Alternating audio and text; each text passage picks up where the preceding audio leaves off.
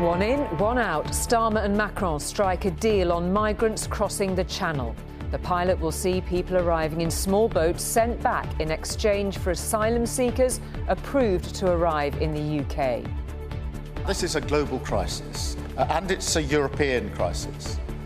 But it is also very acutely a crisis for our two nations.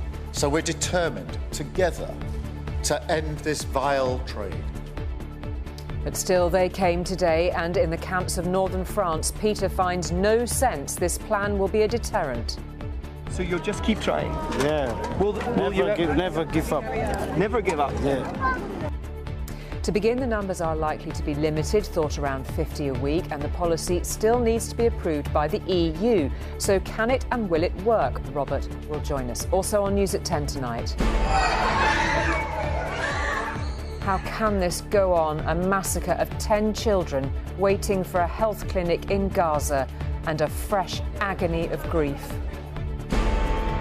How Russia's massive drone onslaught on Ukraine prompted this heartfelt plea from Germany's chancellor to the US. To President Donald Trump, stay with us and stay with the Europeans. We are on the same page. 3 teenagers and a woman arrested over the cyber attacks on the co-op M&S and Harrods. And thank you, Mr. Darcy. And you are? Made for a modern-day attention span, the huge boom in micro-dramas coming to a phone near you.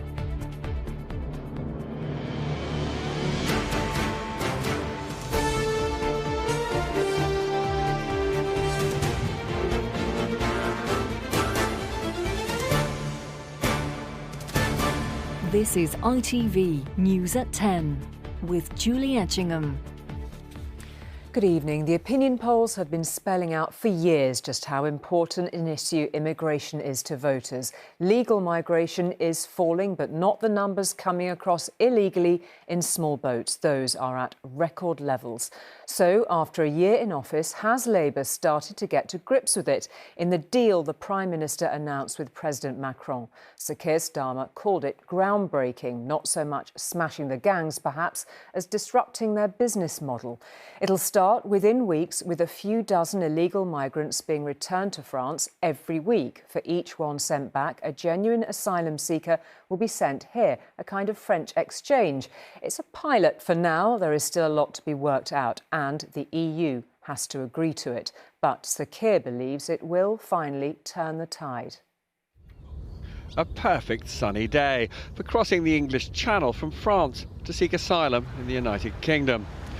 It's one of the biggest political headaches for Keir Starmer, a crisis even, and in trying to sort it, he needs this leader's help. President Macron arriving this morning at number 10. Because the migrants cross over from northern France, and the Prime Minister needs Mr Macron's agreement to send at least some of them back there. Bingo. For the very first time, migrants arriving via small boat will be detained and returned to France in short order. In exchange for every return, a different individual will be allowed to come here via a safe route, controlled and legal, subject to strict security checks, and only open to those who have not tried to enter the UK illegally. But at this stage, it's only a modest experiment. Can a pilot that will see relatively few expulsions each week really have any serious deterrent effect when there are about 800 a week on average currently crossing the Channel? This is a scheme intended to break the model and to make it clear that if you cross in a small boat, then you'll end up where you started. The numbers, if successful, will ramp up. Monsieur le Président, pourquoi est-ce que... But I also asked the French president whether the French border police were doing enough to stop the boats, given that the UK had paid France £700 million. President Macron said France was spending €3 for every British pound on border security, and he added that UK voters were sold a lie when told Brexit would make it easier to crack down on unlawful migration. The sunshine also brought out the leader of Reform on a boat with GB News so that he could claim, inevitably perhaps, that the government was betraying his beloved Brexit. We've behaved today like a member of the European Union on technology, on defence and on this so-called migrant deal. I mean, Macron must be going back to Paris laughing, saying basically the Brits have rejoined the European Union. And the leader of the opposition disputes that boat crossings will fall. I do not believe that one in, one out is going to be a deterrent. I think there's still a pull factor. If you have family in the UK, then you can come here. Lots of people around the world can claim a connection to the UK, so I don't think it's a deterrent at all. However, a campaigner for asylum seekers is cautiously optimistic about the impact if the pilot were to become a large-scale scheme. If the numbers were to rise substantially, it could make a difference. It certainly could. We have always said that you need to have an approach which is about absolutely trying to stop the gangs and prosecute them, but it also has to be about providing some kind of safe passage for people from France. They certainly think they've done good. Forget the words, just look at the body language. Robert Peston, News at 10 at NATO's UK headquarters in Northwood. Well, the people whose opinion perhaps matters most on the one-in, one-out policy are those waiting to make the illegal crossing on the other side of the Channel. Will it deter them? Not according to what they told us today on the beaches near Calais, and more were arriving. The French police need to be convinced too. They were nowhere to be seen where we filmed today. Despite all the talk about France intercepting boats this close to shore, this was the awkward scene for the French President and UK Prime Minister hours before their meeting today. About 40 people trundling unhurried, unimpeded towards the UK. This spot is known for migrant crossings. Even the media photographers knew exactly where to be to capture the moment on their cameras. But the French police were not here to capture the boat. And at the migrant camps like this, scattered across northern France, people are patiently waiting for their opportunity to cross. Most of the new arrivals here tell me they are from Somalia. Some had heard about the new plans to stop them, but having fled war and starvation, they are clear it will not work. So you'll just keep trying? Yeah. Will never give up. Never give up? Yeah. Why is it worth the risk to get to the UK? Why is it worth this? I don't know. All Somalis is there. They say UK is good. People in Somalia told you the UK was good? Yeah. People are desperate to leave this camp where it is increasingly violent. 2 migrants have been shot dead here recently. More gunshots were heard yesterday. Among dozens of families here trying to protect their children, we see this mother cradling her 4-month-old baby. I've tried to cross 4 times already with my baby, but police punctured our boat. We will keep trying because we have to keep trying. The most popular launching points for the small boats have traditionally been on this coastline from Dunkirk to Calais. To evade police, though, there's been an increase in boats now leaving from south of Boulogne-sur-Mer all the way to Dieppe in Normandy, making the journey more dangerous and 3 times longer.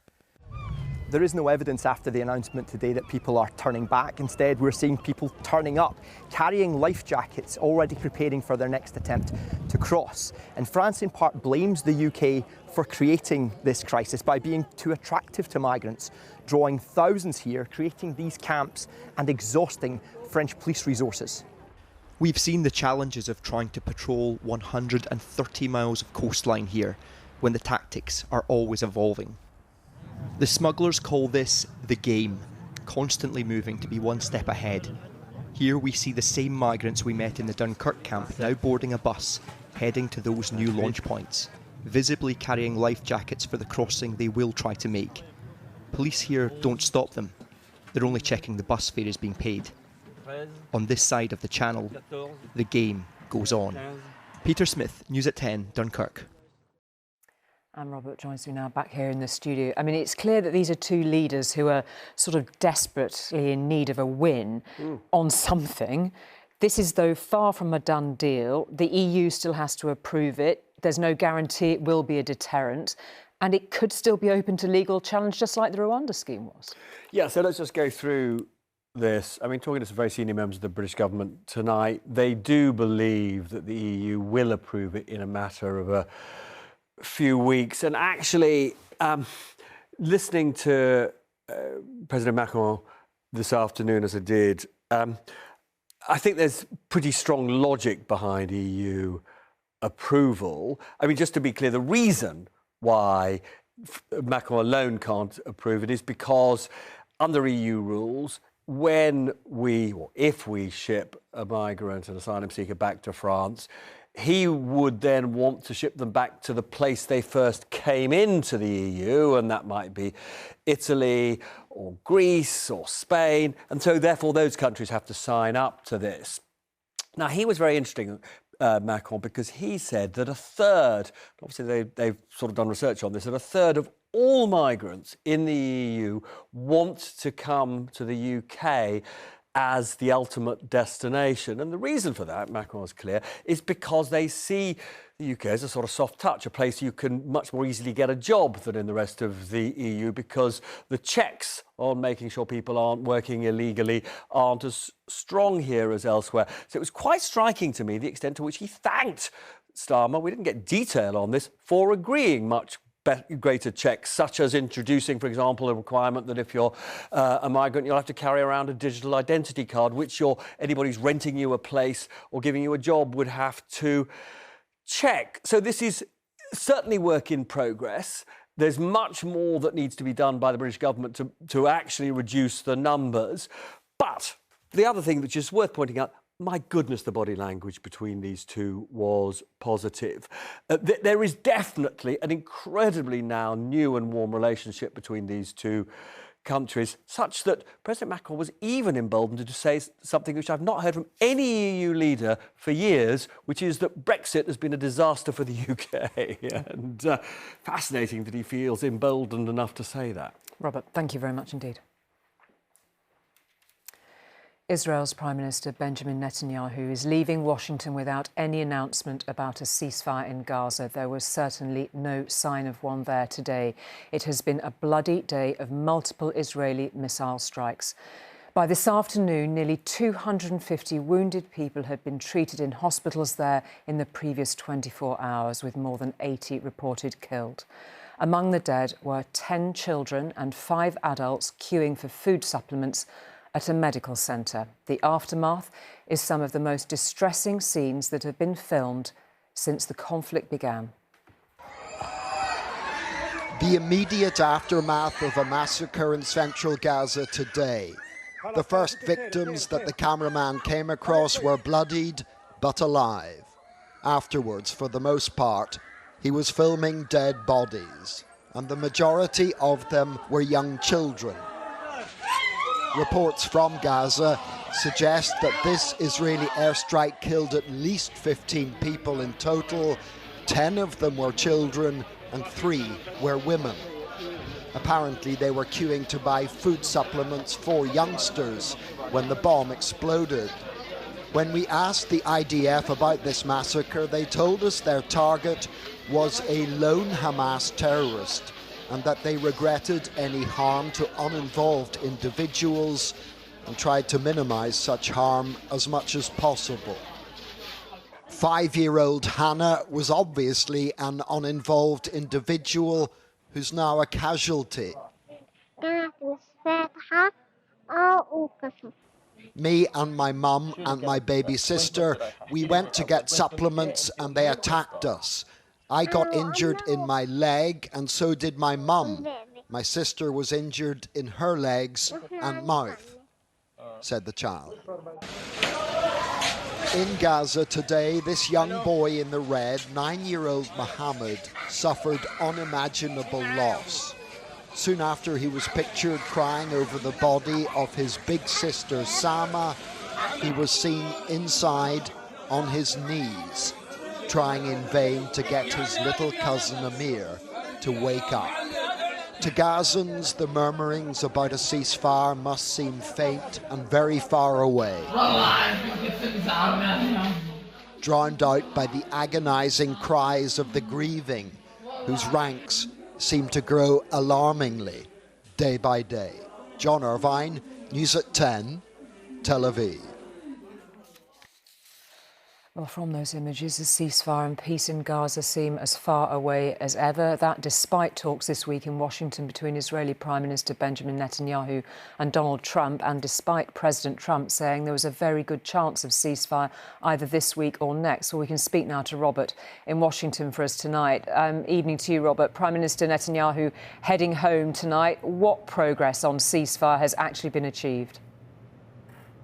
Well, harrowing scenes there, weren't there, in John's report on Gaza, and not a great week for diplomacy here in Washington. It was hoped that when Benjamin Netanyahu arrived here at the beginning of the week, that the success of that joint US-Israeli strike on Iranian nuclear facilities would give both leaders the kind of political space and the leverage to do a deal on Gaza. But instead, what we largely saw, at least in public here, was a sequence of sort of mutual congratulations from the two leaders, culminating in a pretty sycophantic scene inside the White House when Netanyahu handed over a letter to Donald Trump recommending him for the Nobel Peace Prize.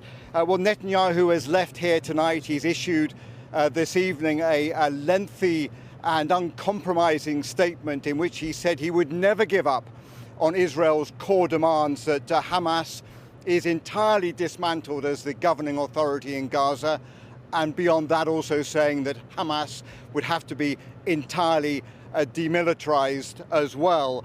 And he added rather ominously, if that could not be achieved diplomatically, then it would have to be done militarily. He talked about the might of our heroic army. So the remaining hope, Julie, now really is with those seasoned negotiators next week in Doha. But we're 642 days into this, and as John's report so viscerally illustrates, this ceasefire cannot come soon enough. Indeed. Robert, thank you very much indeed. Thank you. Well, after another night of Russian missiles and drones raining down their explosives on the Ukrainian capital, Kyiv, the end of the war there seems a distant prospect. Nonetheless, Ukraine's allies met in Rome to plan for its future when peace does eventually return. Russia has stepped up its aerial attacks in recent weeks. Records were broken last Thursday night when Russia dispatched 539 drones and 11 missiles at Ukraine. 2 nights ago, a new record, 728 drones and 13 missiles. And last night there weren't quite as many, 400 drones, 18 missiles. But Ukrainians are fearful of another onslaught tonight.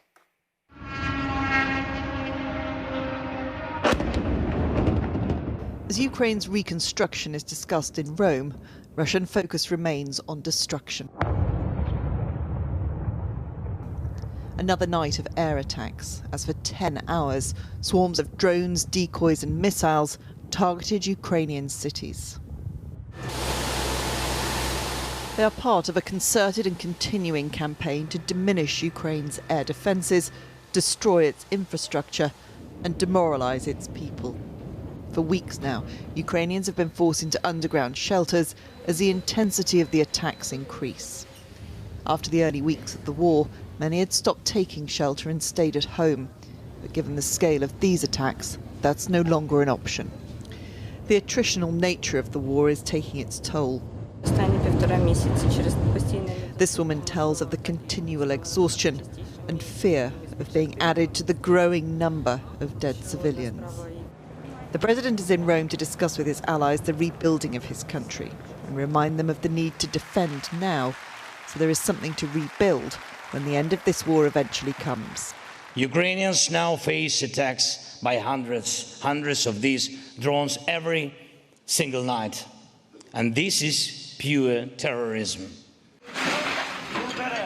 Ukraine faces a summer of such strikes and a reduced supply of defensive weaponry from the United States, in part because this war and the Iran-Israel war has depleted supplies. Europe knows it has a limited capacity to help, and the US has limited commitment. To President Donald Trump, stay with us and stay with the Europeans. We are on the same page, and we are looking for a stable political order in this world. The passion of its words suggests a fear the US is no longer a solid ally. Today, the German, British and French coalition of the willing once again reaffirmed European support. I'm sure I speak for everyone on the call in expressing our outrage and our solidarity with you and your people. The peace the coalition seeks is in reality not coming soon, and its focus is now on sustaining an ally under constant attack. Emma Murphy, News at 10. Still to come on News at 10, a red letter day as Royal Mail gets its way over changes to second-class deliveries. And a whole episode of a soap opera in just a minute. In just a minute when we come back.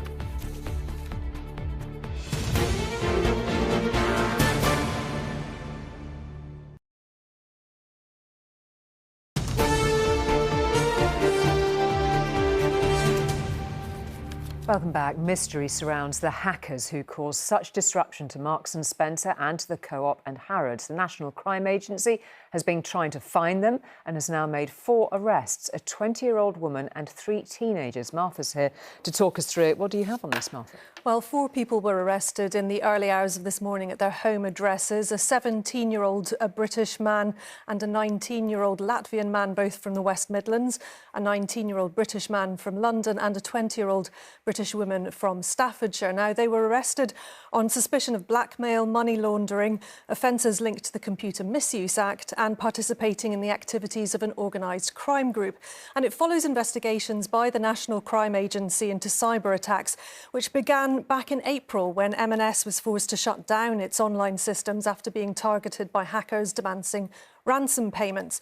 Co-op then found its shelves empty and payments disrupted in May because of another cyber attack where customer data was also stolen, while Harrods was also targeted in May. And Marks and Spencer says the attack has cost it £300 million, with its website down for 6 weeks and shoppers unable to make online purchases.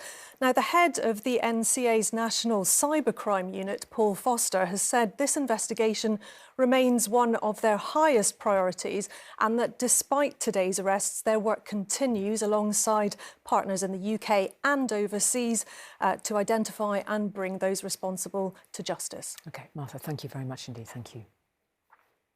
One of the most revered members of the medical establishment, the fertility expert Professor Lord Robert Winston, has let the Doctors' Union know what he thinks of their plans to strike again at the end of the month. He's resigned from it. Lord Winston says the British Medical Association's plan will damage the public's trust in the medical profession. Their leaders, he says, are setting a poor example to aspiring doctors. Royal Mail has got its way on cutting the number of deliveries of second-class letters to try to save the struggling business money. Its regulator, Ofcom, rubber-stamped its plan to end the 6-day-a-week service and replace it with 5 deliveries a fortnight. There'll be no Saturday deliveries. First-class deliveries will continue as now.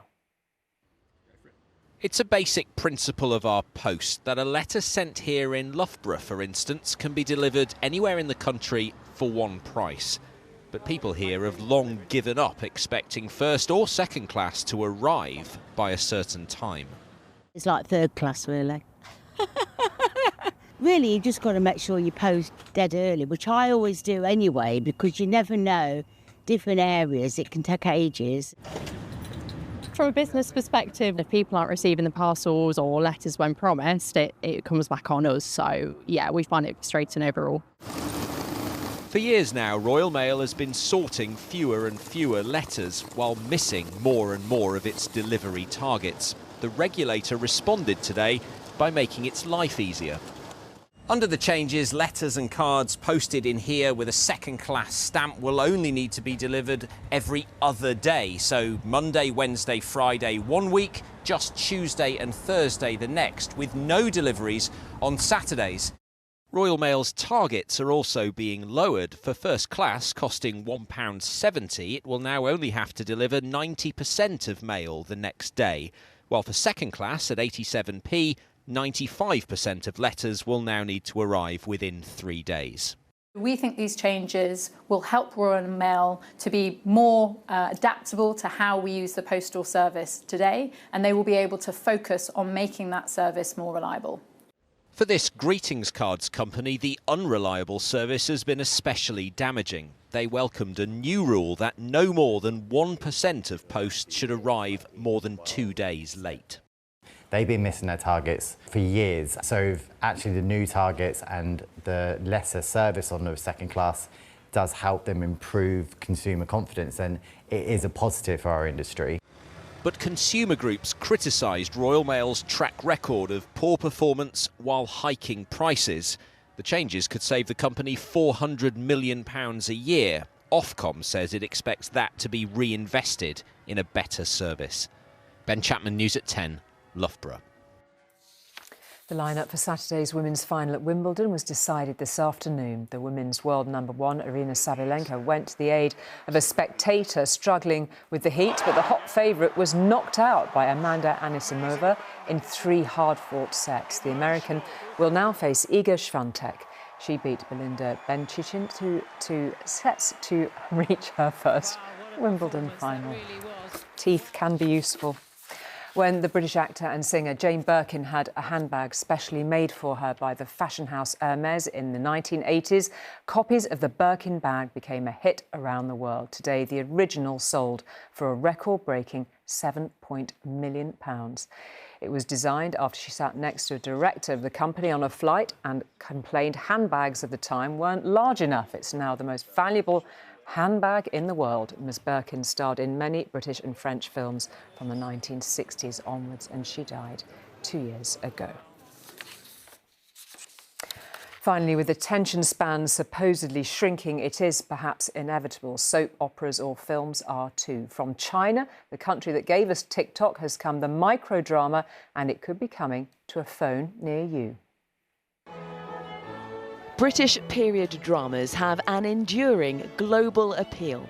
Mr. Darcy, allow me to present this young lady to you as a very desirable partner. Well, a classic of the genre, Jane Austen's Pride and Prejudice, has been slimmed down for the TikTok generation. Mr. Darcy. It's one of thousands of so-called vertical dramas made for viewing on phones, a format exploding in popularity across East Asia and in the US. Do not worry, okay, I have a few other companies lined up for you. They're a series of 1-minute episodes, each of them ending on a cliffhanger. Well, it's the issue with attention span these days, isn't it? You know, everyone's on their phones and, you know, just viewing stuff, and if you're going to be scrolling, they want to grab your attention. Ben Pengilly's London-based company has made 15 verticals, including Pride and Prejudice. 2 main platforms are Chinese and American, one called Drama Box, one called Real Short, and they're kind of battling. They'll get in touch, they'll give us a script, you know, we'll bid for the script, we'll win it, we'll produce it, and then they distribute it. Of course, when you're filming for the big screen of cinema, or even the slightly smaller screens of TVs and laptops, you've got all this width to play with. For this vertical format, it's totally different. The frame is much narrower, so that all the action fits in the palm of your hand. Flick through one of the biggest platforms tonight and you'll find titles like How to Kiss a Vampire, Love at First Flight, and Fake Married to My Billionaire CEO. The Pride and Prejudice remake has more than a hint of Cinderella. Coco Taylor plays Jane Bennet. It is a wonder we haven't met before, Miss Jane. They are quite cheesy, aren't they? Maybe you'd call them a bit ham. Is that fair to say? I think cheesy is definitely important in this realm. I mean, I did one recently, which was definitely like, you know, they were like, we want like a really like Hollywood, like cheesy ending, and he like lifted me up and spun me around. But I think it's quite fun to delve into, and I mean, there's a massive fan base. People love it. For many actors, it's welcome work, and a full series is often turned around in a matter of days. That's largely down to the relatively low budgets, though there's been a real drive to elevate production value. These are people who know what they're doing. They're producing these at quite a high quality, even if those scripts are a little bit cliche. That's what I would say, is that the writing here is what might be letting it down. And that could soon change, with mainstream platforms rumoured to want in on the action. Carrie Davis, News at 10. And that is it. We're very glad you've had an attention span for the whole of News at 10 for tonight. We will see you tomorrow. Good night.